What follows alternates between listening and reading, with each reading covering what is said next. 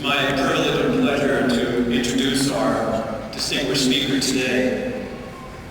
Whether reporting on the aftermath of a natural disaster or a man-made tragedy, bungee jumping off the top of a bridge for charity, is that true too? Okay. Exploring the ocean depths in a submarine, Ann Curry is renowned as a quintessential storyteller who is compelled to fully experience the topic she is covering as a broadcast journalist for NBC News. As a participant observer, Ann has traveled the world to bring us the stories that attempt to capture the essence of human suffering. From places such as Baghdad, Sri Lanka, the Democratic Republic of Congo, Rwanda, Albania, and Darfur. The stories Ann has shared with us are often disturbing, but they are always thought-provoking. Stories that beg us to care and to change the way we think.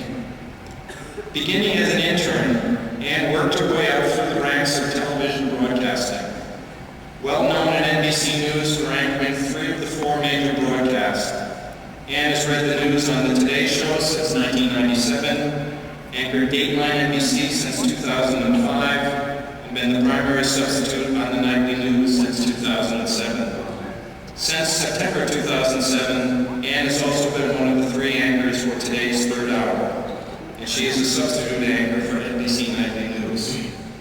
It is my distinct pleasure to introduce the 3-time Emmy Award-winning anchor of NBC's Today Show, Ms. Ann Curry.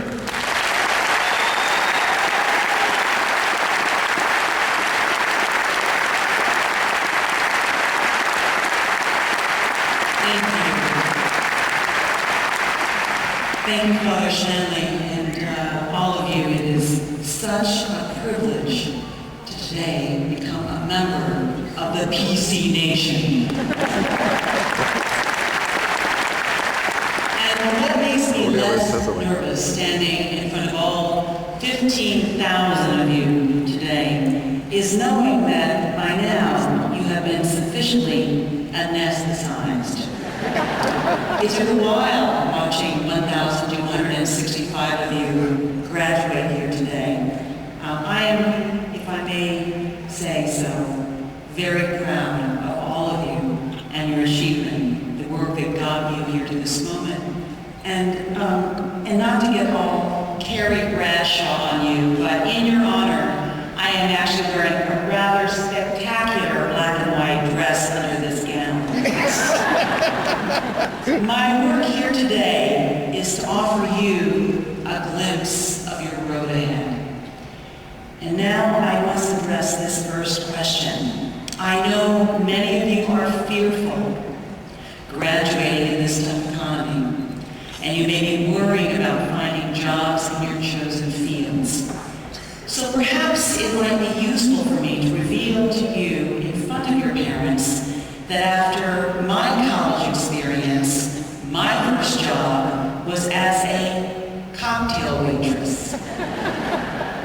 And I still ended up where I wanted to be. And so will you. Because this economic downturn will end. Be ready. You might also enjoy knowing that as my mother is a Japanese immigrant from a poor rice farming family, she herself never went to college, and she did not particularly understand how I could have become a cocktail waitress after 4 years studying journalism. And as she put it in her lovely accent, Anna, how come you go college, yo? You should have married a rich guy.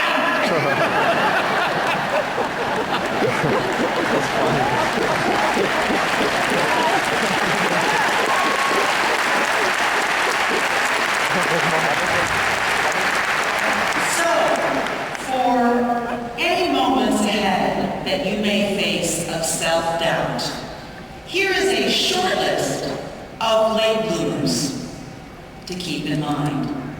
Charles Darwin, Paul Cézanne, Thelonious Monk, Joseph Conrad, Mother Teresa, and Buckminster Fuller.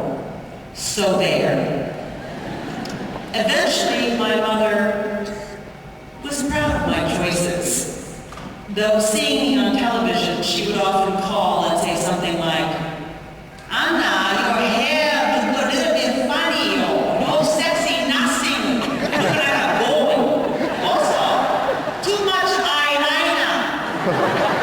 You look like a raccoon. I love you."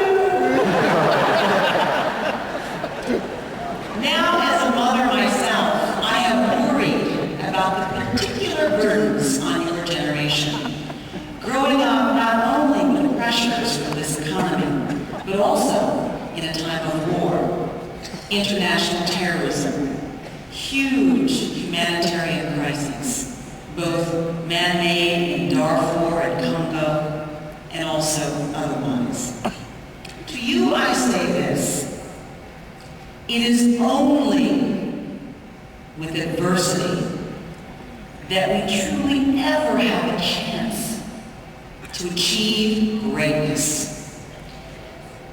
Think of the greatest human beings in history, a list that has to include Joan of Arc, George Washington, Abraham Lincoln, Winston Churchill, Franklin Delano Roosevelt, Gandhi, Martin Luther King, and Dorothy Height. Ruth Gruber and Raoul Wallenberg saved Jews from the Nazis. Paul Rusesabagina saved Tutsis from Hutus in Rwanda. And hundreds of thousands of people who never became famous for braveries large and small on behalf of our human family, all faced what seemed insurmountable odds in their time. Overcoming their own fears and frailties, each one has helped carve this world you inherit with their courage and their unwillingness to give up. It is now your turn to change the world for generations to come. And I hope you keep in mind something Winston Churchill once said.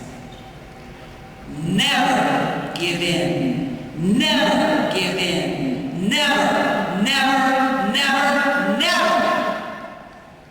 I have learned from experience that more than talent, luck, or even brain power, it is this determination that is the single most effective trait that will give you your purpose and the life you dream of. My dream was to become a journalist in my time, and my aim was to reveal the truth about war, about genocide, about crimes against humanity and other human suffering.